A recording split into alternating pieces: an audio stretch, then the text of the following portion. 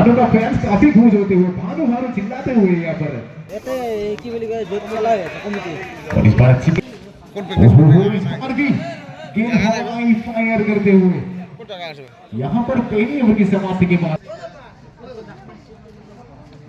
वो long toss और इस गेंद को तो जाना ही था बाहर। यहाँ पर गेंदबाज काफी दबाव में।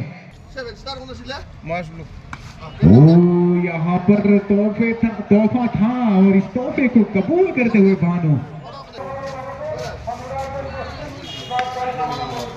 इस बार बल्ले और गेंद के संपर्क उतना खास नहीं, बल्ले की हल्की सी अंदरूनी किनारा लगा था वहां पर और इस बार अच्छी गेंद और यहाँ पर गेंद आसमान की पट्टी के नीचे क्रिकेट खेलने के लिए आया है। बहुत ही दूर पहुंचाते हुए भानु गेंद को ओहो इस बार भी 6 रन और इसी के साथ भानु की अकेले की स्कोर 50 रन। यहाँ पर हाफ सेंचुरी भानु की बल्ले से भानु एक बार बेहतर बैटिंग लगी थी। धन्यवाद धन्यवाद। एक बार जोरदार ताली हो गई भानु को।